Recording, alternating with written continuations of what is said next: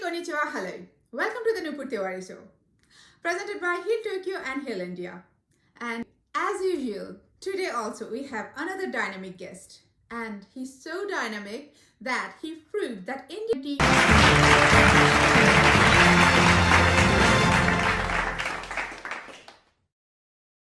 Namaskar. Welcome to the Nupur Tewari show, Nilesh ji. Namaskar, Nupurji. On any Japanese show, you can say, or someone talking to someone in Japan with respect to Indian civilization. So very happy to be here. Thank you so much for making time, and it's so much time difference between. Yeah, something like that. I mean, So glad to know about your three books, what you have written about Indian civilization, and so what exactly made you think that I should write books on this subject? write a book. In fact, I'm a salesperson. My background is a sales. I mean, I'm a chemical engineer by profession, and working for a big company. Was working for a big company. So, but my passion right from the childhood, and maybe because of my parents, was Bhagavad Gita. and and I think that's just a perfect book. It can serve as a perfect unifying book, definitely for all the dharma civilizations, but frankly the whole world, because there is no any kind of sectarian feeling into that book. So it started with that, and naturally the Bhagavad Gita is part of Mahabharata, and that brought me to Mahabharata. And when I was in Canada doing my master's, so I was just looking through the Mahabharata in the library. And to my surprise, I came across some interesting type of descriptions, and they were like all astronomy descriptions in the Mahabharata text. So that fascinated me. And there was this one particular astronomy description, which was considered impossible by all astronomers. And I said, why would the author of Mahabharata would write such a thing? And so with that curiosity, I started my research, and then one thing led to another, and here I am now already written three books and writing few more. So the totally a chemical engineer started writing books on Indian civilization, especially Mahabharata. So Mhm. like today's India, like the India we we were raised, or today's generation are being raised. So like people say this is myth. Mahabharata, Ramayana, all Mm. other things. These are myth. Like Yeah, that's why this is the mythology came correct. from Yeah, mythology. So yeah. today's generation, when you talk about this Mahabharata thing, they say it never happened. It's a myth. So what Mm. would you like to say for on that? Okay. Yeah, yeah. No, great question. So there are many reasons why people naturally think of Mahabharata or Ramayana as a mythology. Mm-hmm. Somebody just sat there and wrote a story more like a Harry Potter. That's a great story nevertheless, but like a Harry Potter. It's a story. And what is it that tells us that it is not a story? There are many ways to go through it. But for example, even before that, uh, I'll say something very interesting. After I published my book, and my focus was on the dating of the events that are described in the Mahabharata. So when did the Mahabharata war happen? Or when did Ramayana happen? Mm-hmm. And many times when I started giving a lectures, people would say, hold on. Before even you tell me when it happened, I have a very basic question, like what you raised, of course, on behalf of people, Mm-hmm. is saying versus what Mahabharata Ramayana are to distinguish. I do it using three words. The one word is the myth, as you described, like it can be a myth. The another one in English, because we are doing it in English, think of it as a history. And the third word that the Indian civilization uses is neither myth nor history. It uses itihas. Itihas. Okay, so myth means it can be a traditional story, it can be a story made to convey a certain point. Okay, and it can be a totally fictitious story. It can be, so that's the myth. History, mostly what it meant is a chronological records of just the happenings. And what is Itihas? Actually, the Itihas also has history, the way I just defined it. It also has myth, but it also has the real events. In fact, the Indians see the beauty of Indian civilization. Before it coins a word, it always insists on giving a definition. Okay, so for example, the definition of itias, and there are a couple different definitions, which means the same thing. It says dharmartha kama mokshanam upadesham samanvitam. Okay, purva vrittam kathayuktam itihasam prachakshate. So to educate, to enlighten, to advise, to coach, to mentor people, every individual on dharma, artha, kama, moksha. What is Ityas? It takes the old ancient events and tells us in a very artistic form, so that it is entertaining, it's enlightening, it's humorous, it's easy to remember. And that is what Ityas is. So it has a factual information. But your question is very valid, which is to say, how do or why do I believe that this is a reality or this is something happened in the past? And many times, now I will not quiz you back, but I many times tell people, say in an Indian context, if I ask them, I say, okay, so let me ask you that, and you can give a whatever free answer you feel. Have you heard of Alexander the Great? Yeah, of course. You Like definitely, our Itihas is saying, right? Alexander invaded India. Right. And of Hmm. course, if you look at the main figure of Christianity, the Jesus Christ, correct? Yes. Of course, you have heard about it. Of Now, what course. if I tell you, for example, that for these two individuals, okay, I'm not saying they existed or not, that is not even an issue. But for these two people, there is absolutely no archaeological evidence whatsoever anywhere in the world for these two figures. No archaeological evidence, because many people are so gung-ho on archaeological evidence. So when I say that, many people don't even believe what I am saying. So if there is no archaeological evidence, why do you, for example, let me just as a fun, let me ask you, so why do you believe in Alexander the Great? Why do you think that he existed? Why? You know the answer. That is a very good question actually, and we never thought about it.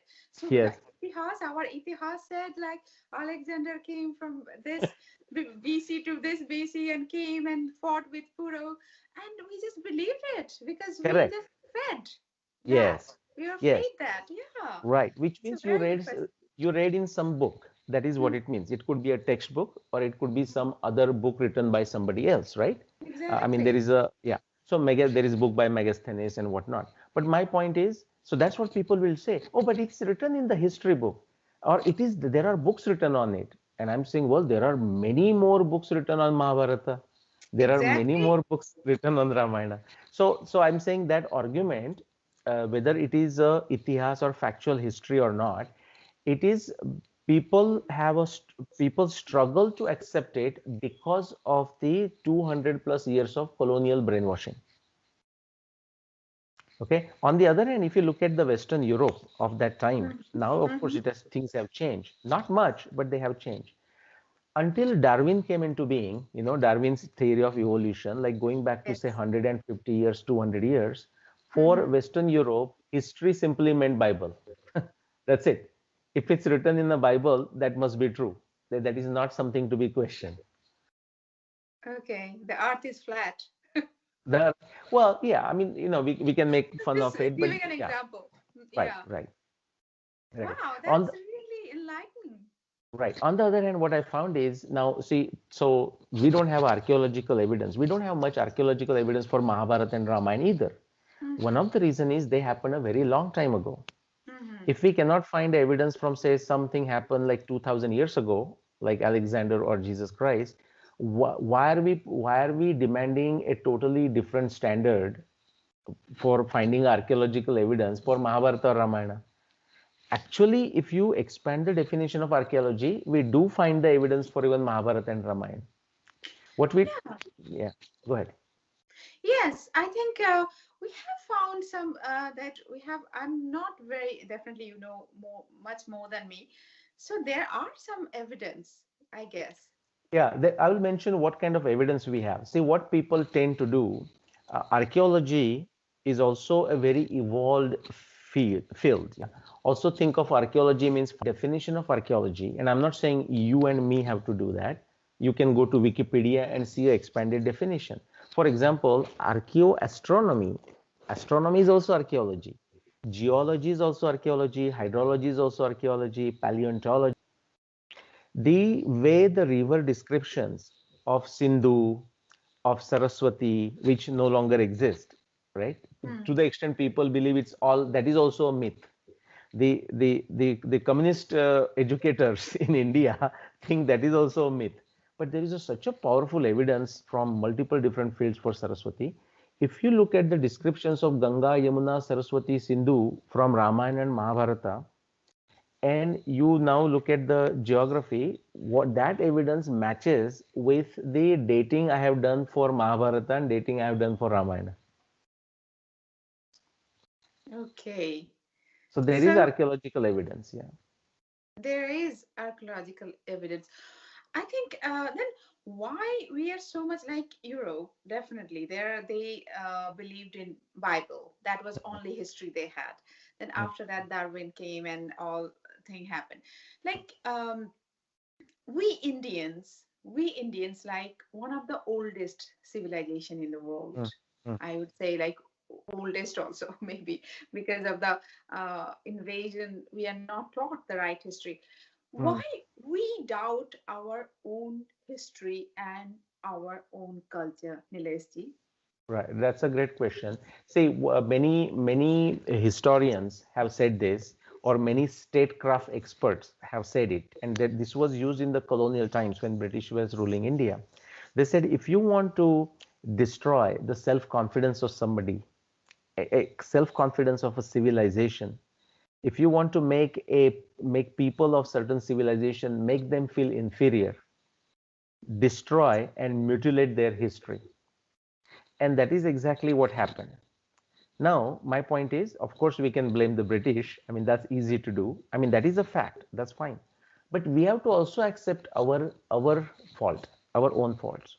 For example, we have also created, sometimes forced by others, but uh, we are also hanging on to some of our own dogma. Like one word, for example, I call is a Yuga dogma. Like there is this whole concept, I'm sure you're familiar, the Kali Yuga, Dwapar Yuga, Treta Yuga. For you guys. Four yugas. Now it is our concept, okay? It was developed for a certain purpose. In fact, it has got many different definitions, and those 30 plus, 40 plus different definitions, and they mutually conflict, mutually contradict each other. Mm-hmm. But I would say majority of Indians right now, they they grasp, they embrace one particular definition of a yuga out of 30 plus, and they refuse to give it up. For example, sometime I'll give a lecture on why we should give up this yuga discussion for now, for next 50 years.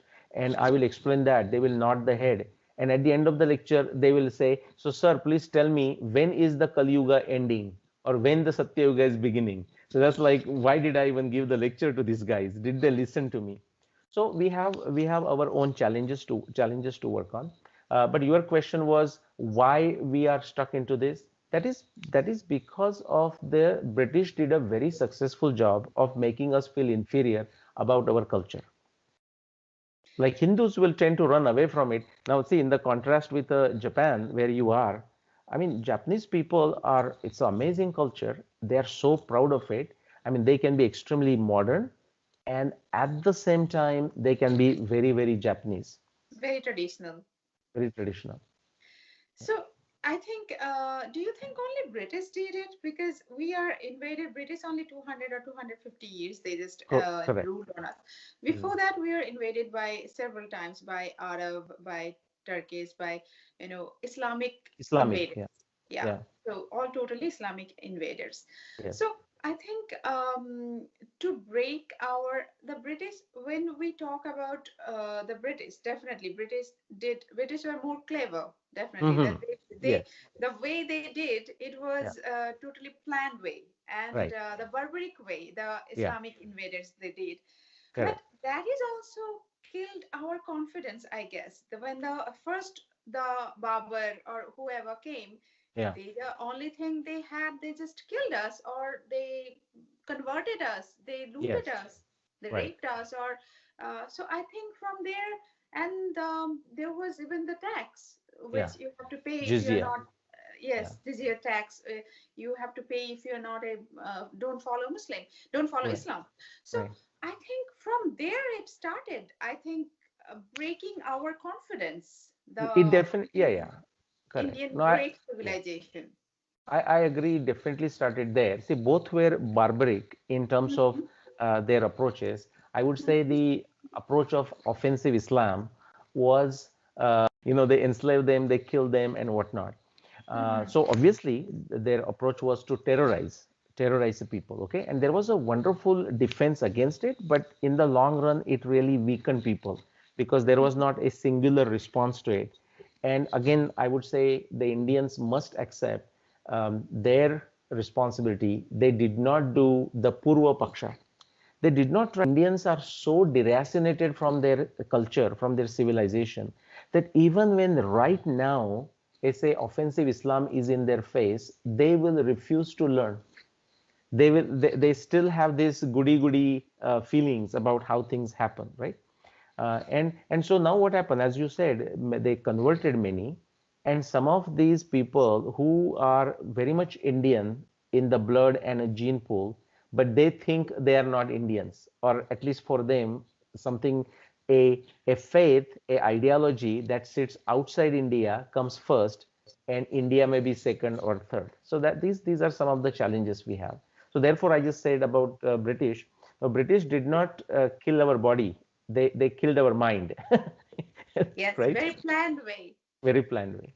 And very clever, yeah, very clever they were. So here is we are going back to the Mahabharat, like very sad. You are an Indian. The Mm, first thing that you belong to a certain culture, the mm, great Indian culture, which is mm, actually the 5,000, 6,000, more than that, the history is, our itihas is. mm, And then after that it comes your religion, because I personally feel, Nilesh ji, that I don't have any religion. I follow a culture, mhm. which is Indian Correct. culture, which is yoga, which is Ayurveda, which is Gita, which is totally our itihas is Mm, Mahabharat, Ramayana.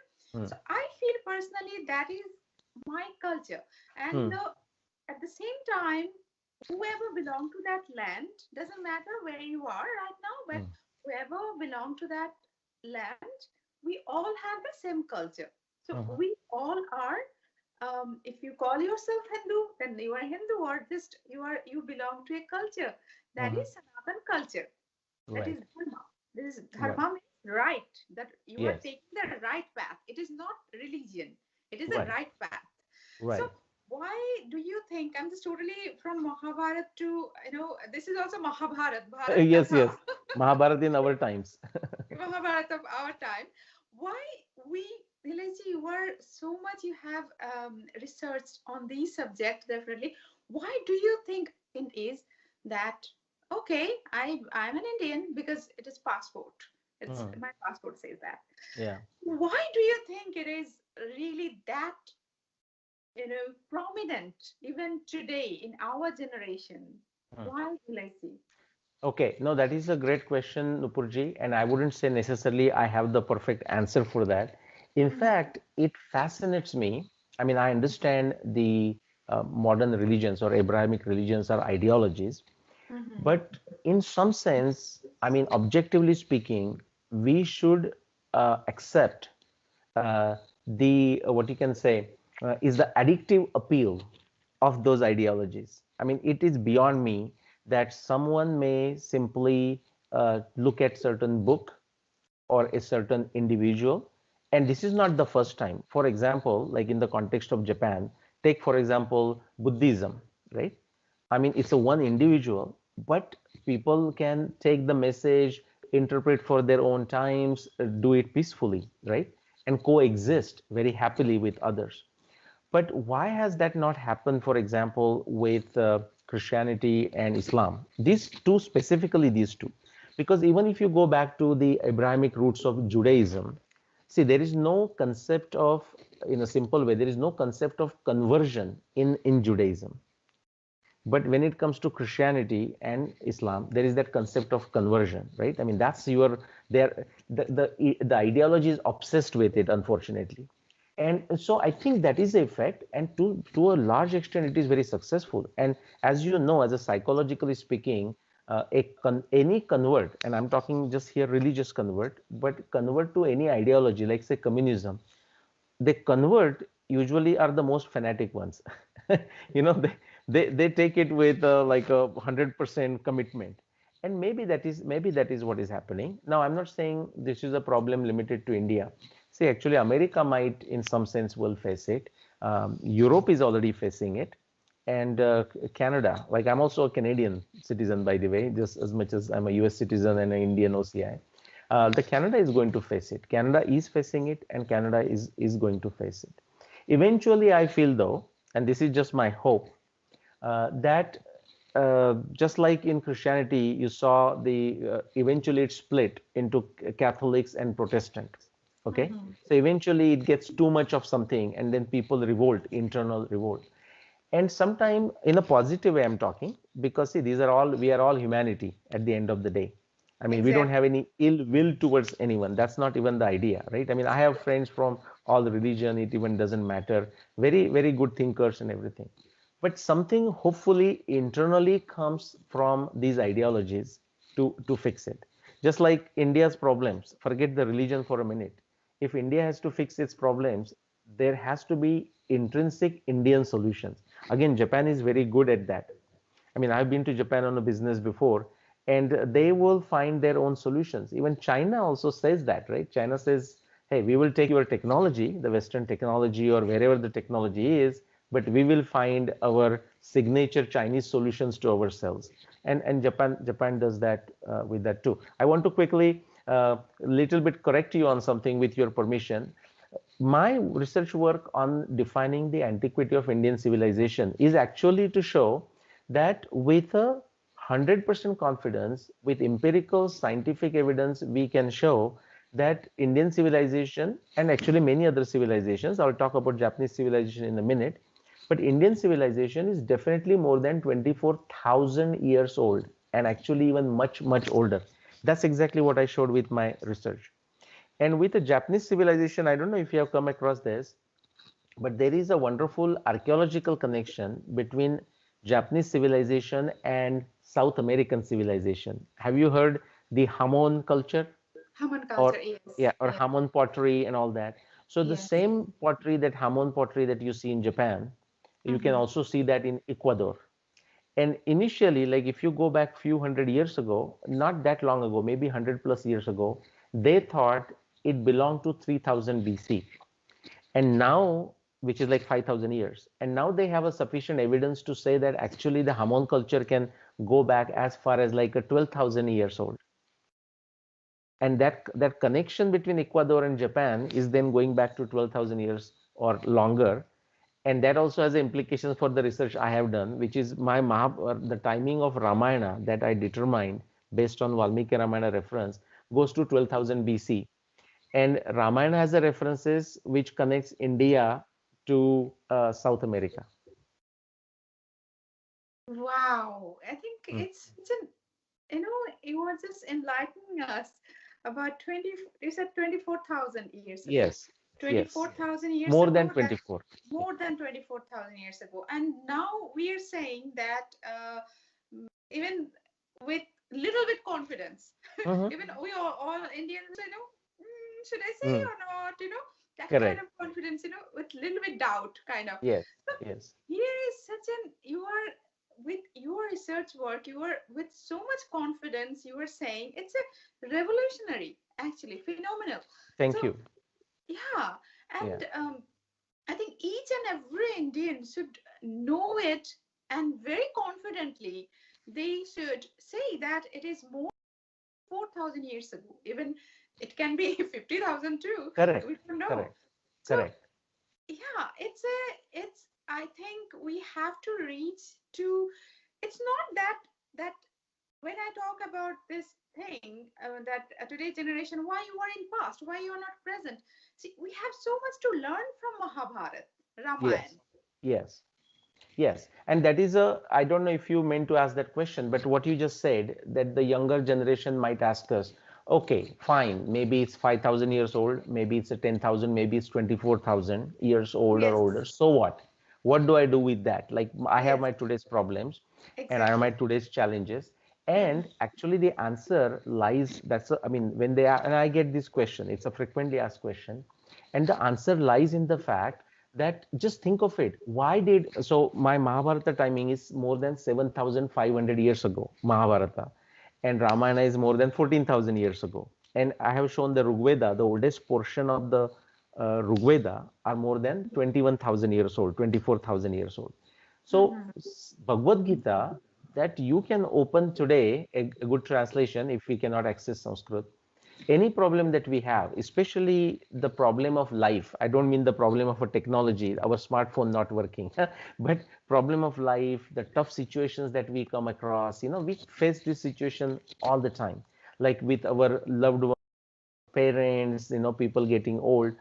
The Bhagavad Gita, I mean, it's my Shraddha, it's my reverence. But if I get in struggle, I just open a random page of Bhagavad Gita, and it has a almost like I feel again because of my reverence, as if it has a perfect advice for me.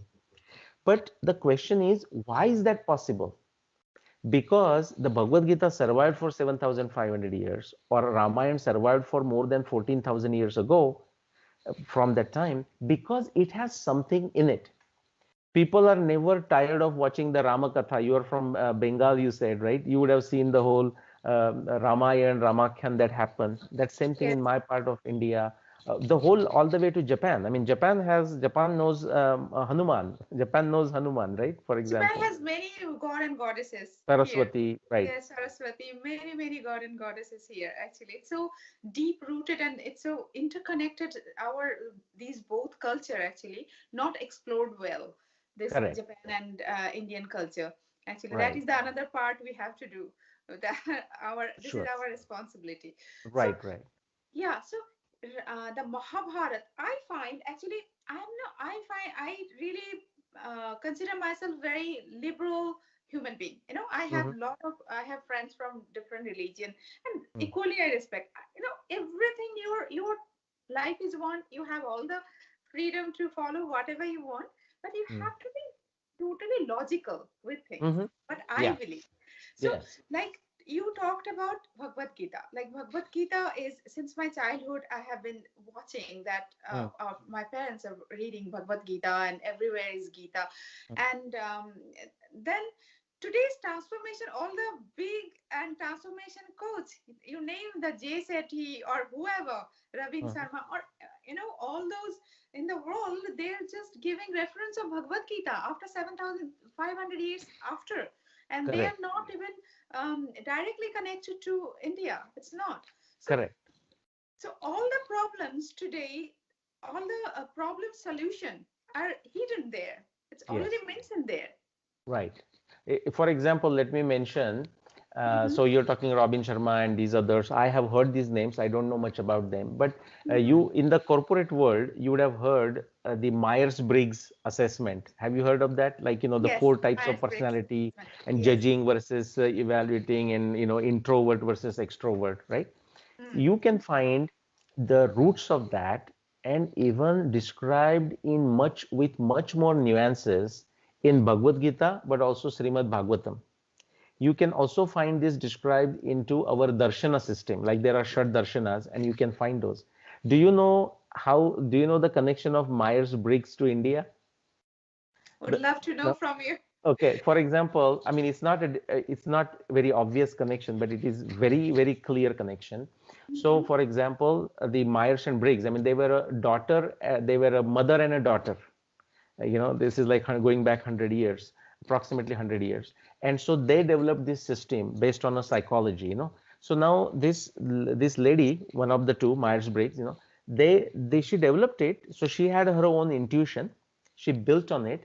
But then you know what happened? She came across the book of Carl Jung, the Swedish psychologist. And she read one of his book, I forgot the name of it, and she said, bingo, this perfectly matches. Now, do you know that the Carl Jung had a significant influence of Indian civilization, including Bhagavad Gita, on him?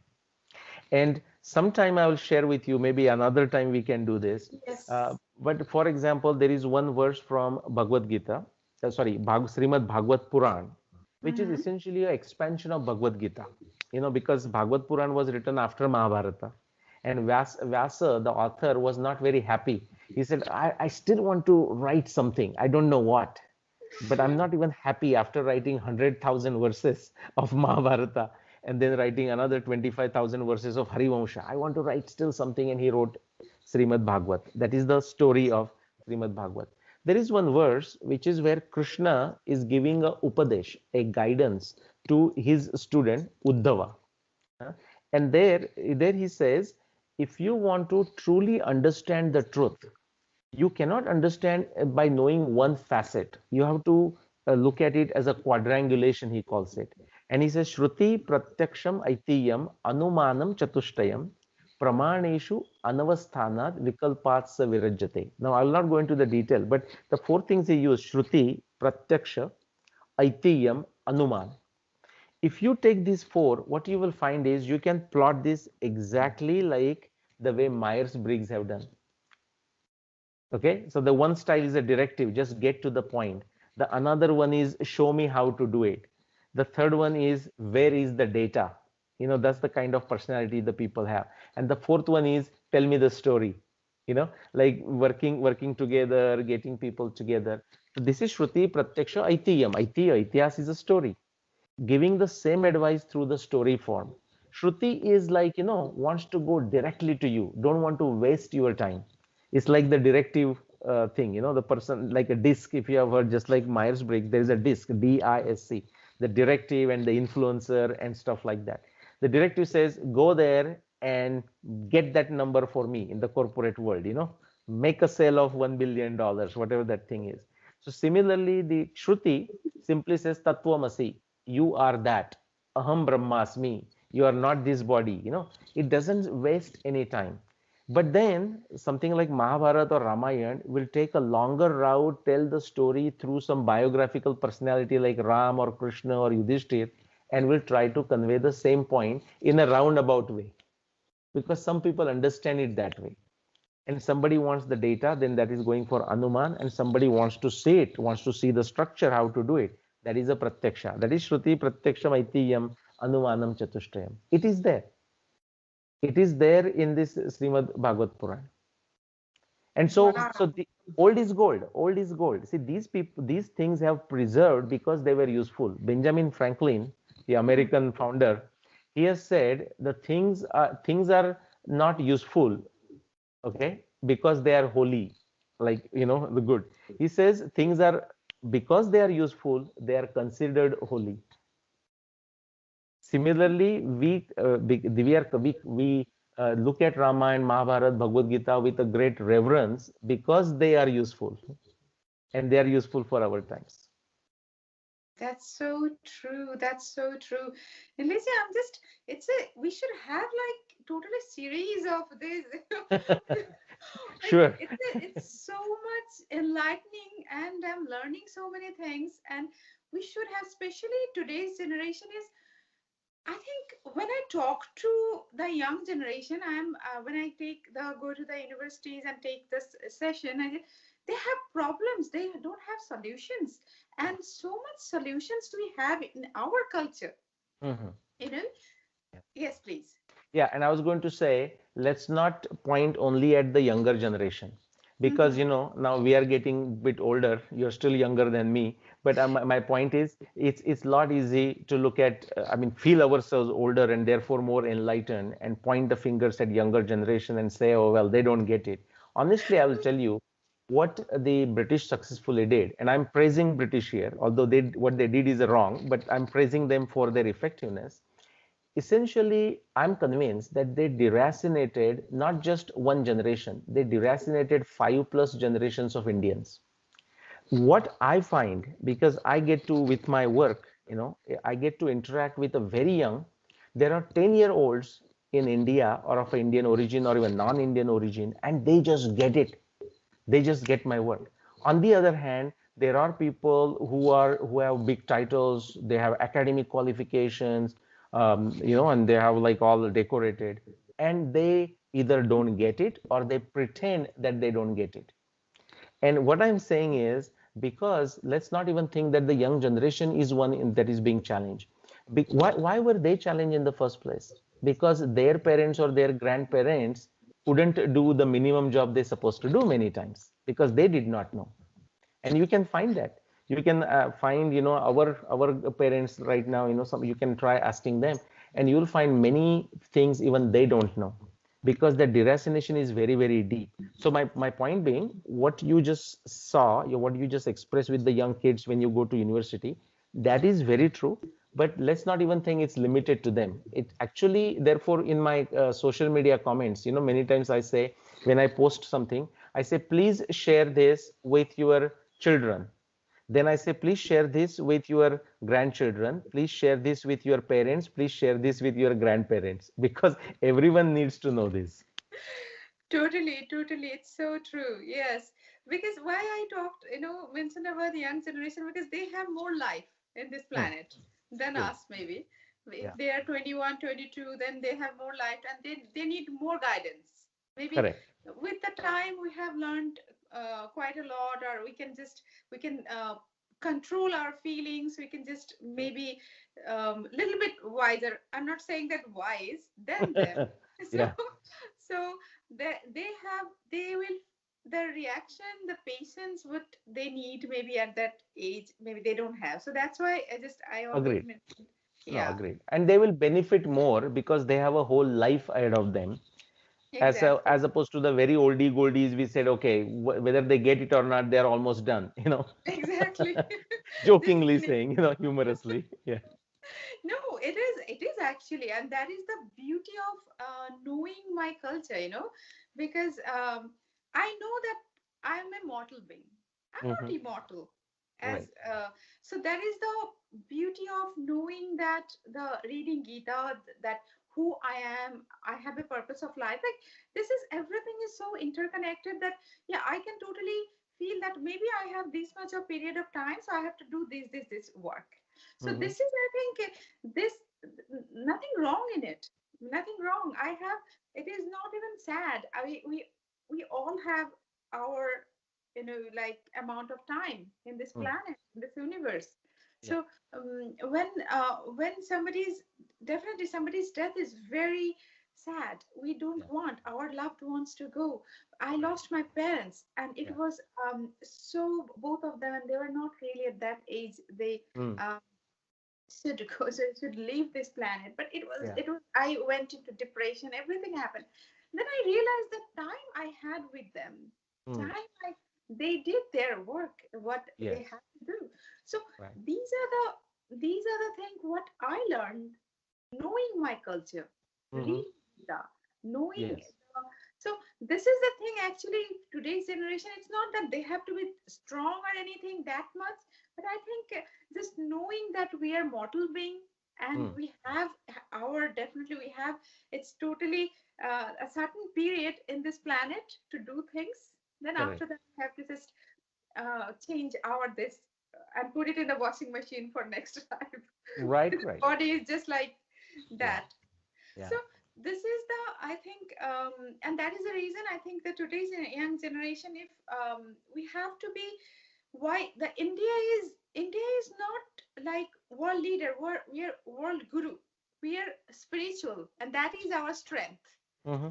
If we lose that spirituality, that our we said that we can lead, not we don't have to be America. We will become, we will just show the way, that Yeah. one guru, the Yeah. way you are doing, Right. our all the everywhere wherever we are. So this is the thing. What do you think, are we losing that spirituality, or just how, like what kind of things we should Yeah. take, the what kind of step we should take to Yeah. bring back our glory. So one of the misconception, I would say, with ancient Indian narratives is, so that is also partly created by West. Mm-hmm. partly created by their misunderstanding or limited understanding. It may not always be deliberate. And which is this, that the whole Indian narratives, Indian, I call it narratives for all our grantha and everything, as if it is outwardly, it is not interested in the life here. It is outwardly. And that is a total misconception. Because right from Rigveda, right to Ramayana, Mahabharata, everywhere, you will find the Indian narratives. In fact, the Abrahamic religions are outwardly. It's Mm-hmm. like, they think of this life, I mean, at least philosophically speaking, this life is a suffering. Once you go there, you are with a God and that kind of thing. But Mm-hmm. say if you take it, say Rigveda, take Rigveda for a minute, and I'll walk you through Ramayana and say Mahabharata quickly. But take Rigveda for a minute. Uh, Take one mantra, from, or one rik, you can say. It's like Om Tvanno Asya Amate Rutakshudo O Abhishastu Ravasprudi Tvanna Uti Tava Chitraya Diya Shiksha Shachishta Gatuvita. Now this is from the 8th mandal, okay, from this. Now this just two lines, if you, there are different layers of meaning. At a very high level, it simply means a praise, a prayer to Indra. But if you start slicing it like an onion, if you start removing it, what you will find that these two lines almost preserve the whole pedagogy model of Rigveda, the whole model for education, what the teacher should supposed to do, what the student should supposed to do, what should be the curriculum, how should student be tested, what is the role of a teacher, what is the role of a student, just in these two lines. But the point I want to bring is there are three words I use. Tvanno asya amate rutakshudo abhishastu. Kshuddha, amati, kshuddha, abhishastu. Amati means ignorance. Kshuddha means hunger. Now, hunger can be of a various kind, like we need the clothes and we need the food. And abhishastu meaning health or lack of health. So, and the prayer is saying, hey Indra, you please become the pathfinder, become the coach, become the mentor, share your skills with us so that we can fight these three things: ignorance, hunger, and disease. This is not outwardly. This is very much, like Maslow's triangle, right? Food, shelter, and then security and whatnot. So it is that simple. Into Rama, like let's come to Ramayana. Like Rama is like in a perplex, and he's getting advice from Vasishtha, the Rajaguru. And do you know what Vasishtha is saying? So Rama is saying, okay, but I have to live a simple life. At the same time, I am a king, and what do I supposed to do? And Vasishtha's advice to Rama, he says, Antastyagi Bahirsangi Loke Vichara Raghava. You are a prince. So outside you have to enjoy, because you have to praise, you're a prince. People will say namaskar to you. People will praise you. People will give you gifts. Yeah, you take those. You enjoy those. People give you some good food. You enjoy that. That is all fine. But antastyagi, inside, don't be attached to any of this. So that message is there.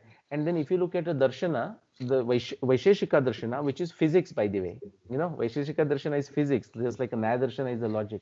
And vaisheshika darshana simply says, the second sutra, yato abhyudaya nishreyasa siddhi sadharma. What is dharma? It says those things, learning those things that brings you prosperity and the ultimate good. So the Indian civilization is not removed from the practical aspects of the world. But that is a misconception. So long answer, but to point to your point, this is what we need to bring it to new generation, because they think this is something, because they see some swamis and chanting and singing bhajan, and they think that is all this is. In fact, that is a symbolic form. That is a symbolic form. Just like say the Japanese company like Toyota or Lexus may open a new shop, and I've seen that in America, and they will perform the whole Japanese ceremony there. Okay, that is just a ceremony, is a symbolic of the culture that goes behind that business. How they operate. Exactly. That's very true. So that is the thing. Like you said, some of the young generation see the guru or someone is chanting some mantra, and this is too much happening since our childhood. It means Mm-hmm. the guru means someone is Baba everywhere. Yes. They're bad. Yeah. Even today you cannot imagine the all the web series are coming. Yes. In India, maybe you are not aware of them. So I also started since after I'm doing this show. So I now I have to just keep Yeah. know myself updated. So those are always talking about the bad things of Indian culture. Like Correct.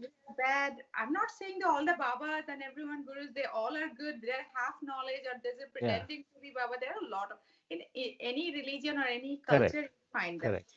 Correct. But portraying or that culture only that side, bad side. Even Yeah.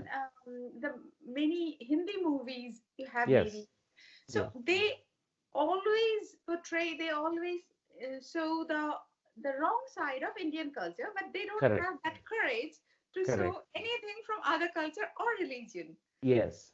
They take it for granted, kind of. Right. And you think, do you think that's a coincidence? It is I not a think coincidence. after I think listening to after I heard you, that I think that is totally from somewhere, it is operating Yeah, somewhere. it's a well planned, and it's not just planned now. Just like, for example, the colonial plan. I mean, this is going back before Bollywood. It was a well planned agenda to Mm-hmm. enslave this culture. Mm-hmm. Similarly, through this, what you can call, through the Pakistan agencies, the intelligence agencies, and this whole, it is a well orchestrated agenda to use the Bollywood for their purposes. So it is happening. So now you cannot blame them. I mean, what they're doing is wrong, but Mm-hmm. they are successful.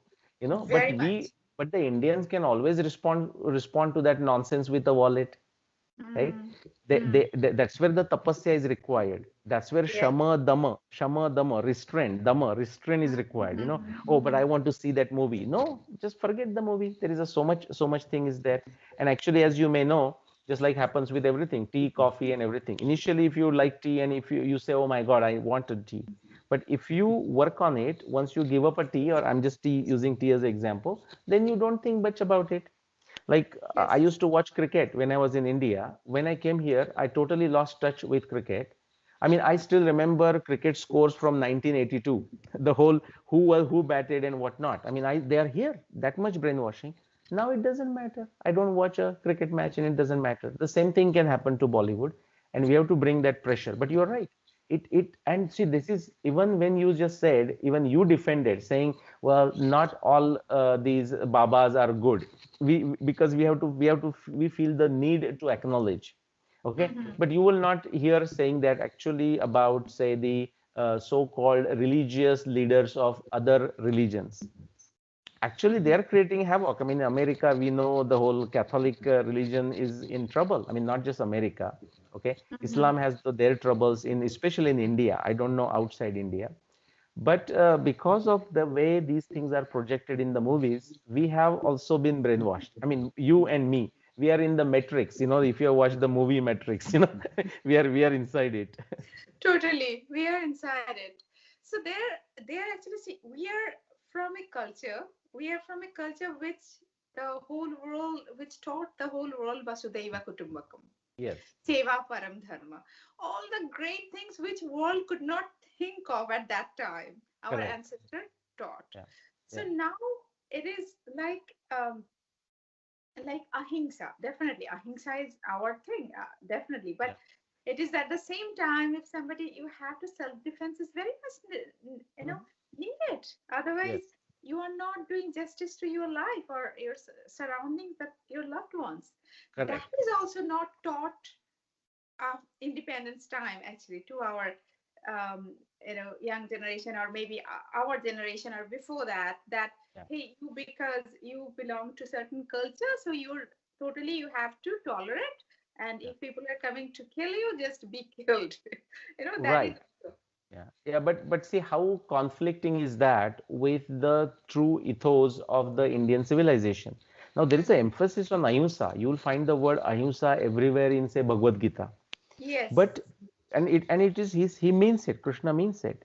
But all along he is giving these lectures on ahimsa, but still actually encouraging Arjuna to go and kill these bad people, right?